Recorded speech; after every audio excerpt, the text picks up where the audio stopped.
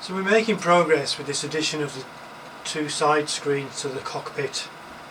We're making progress incrementally, I suppose. I've done a few things. I've got the screens more or less colour matched, well at least as colour matched as I'm able to get them. Colour and brightness are kind of in the ballpark to a point where they're usable, I think. We've got weather synchronised. We don't have a lot of weather here. We're flying over New Mexico at the moment. I think the major addition is we've now got the Orbix global base package and also the Open Land Class USA on the client PC as well as the server PC. So we've got very good quality and a very good match of scenery to the front and to the sides. Now just playing with the scenery setup, actually I think I'm going to have to ascend a little bit here, otherwise we're going to hit those hills. We're at 7,500 feet, let's go up to 9,000 on the autopilot of course. So yeah, experimenting with setting up the scenery has really brought it home to me how much of a difference this Orbix global package makes. For a while I was running with the global base on the main PC but default scenery on the side PCs, and you know, running this way, if you thought about buying the Orbix global base package at least, and you've dithered about whether that's going to make any difference or a significant difference, you know, this should convince you that there's just no comparison between the FTX Global and the regular default FSX scenery. You know, the default scenery just looks ridiculously cartoon-like, barren, completely inaccurate and unrealistic.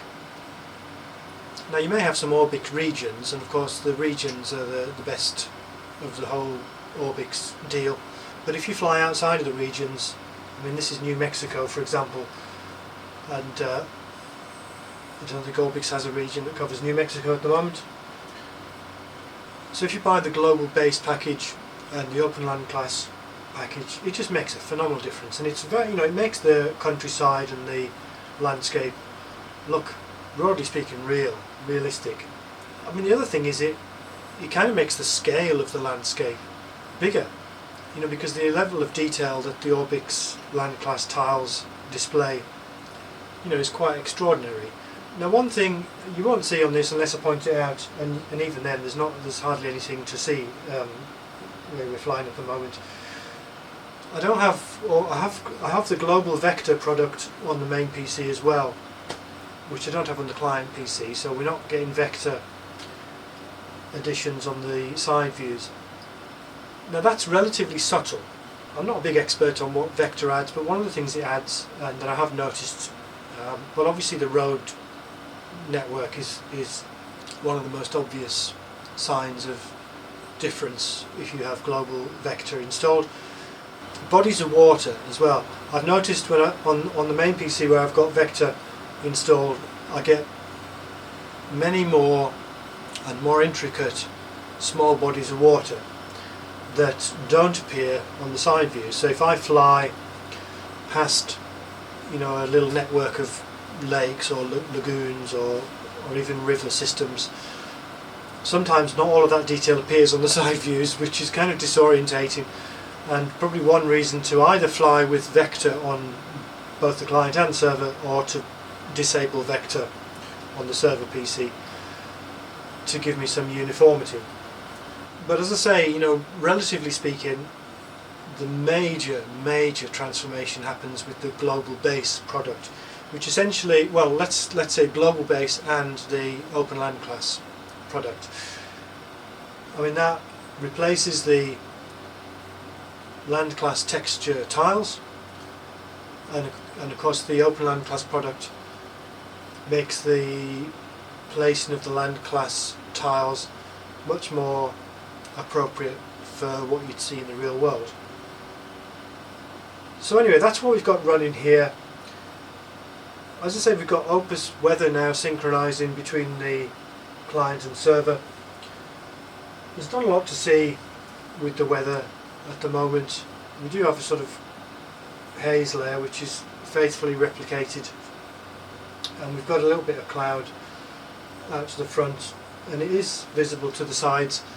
The colour matching of the skies is not perfect, but it's as close as I can get. I've done a lot of fiddling with these side screens, and it's as good as I'm going to get for now.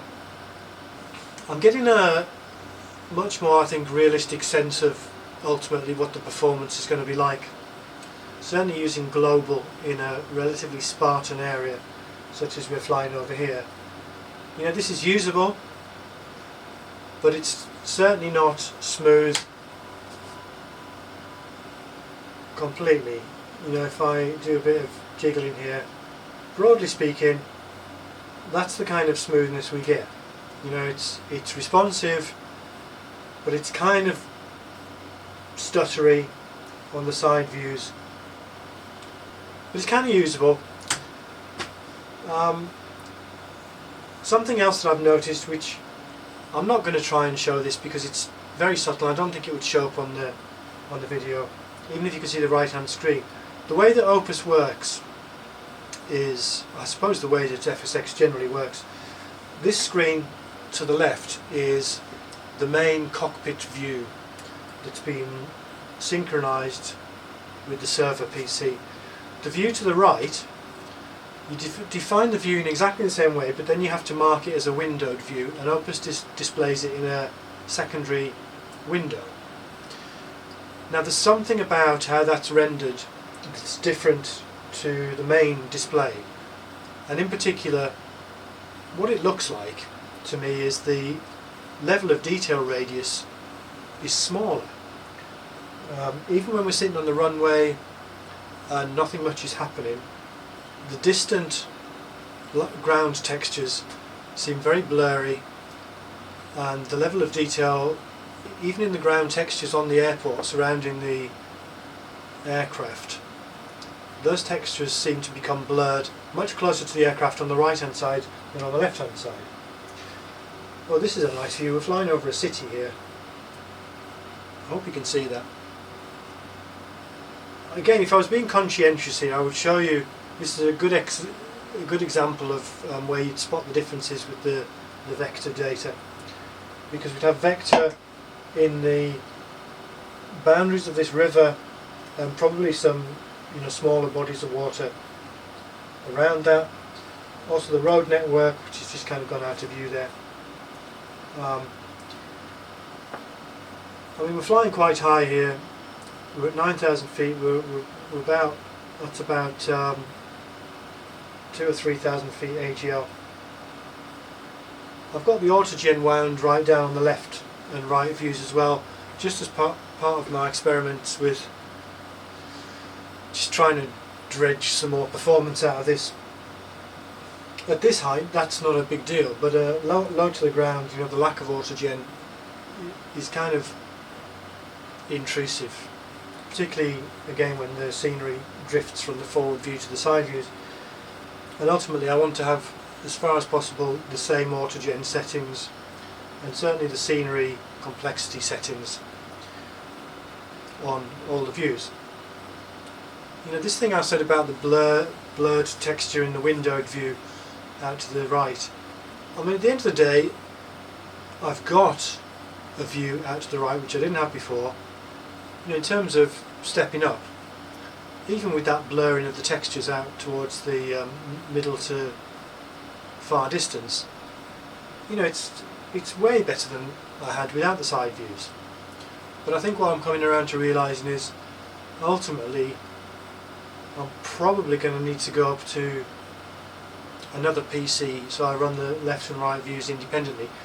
Something else that's happened, if you've been paying very close attention, you probably noticed that my ADI is not working on Air Manager.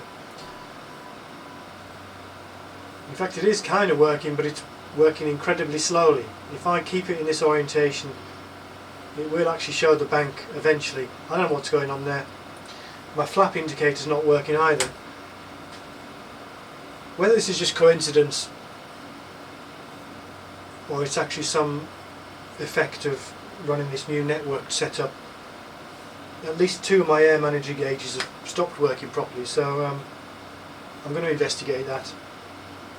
But you know, some of these things you just can't predict. I'll do for now.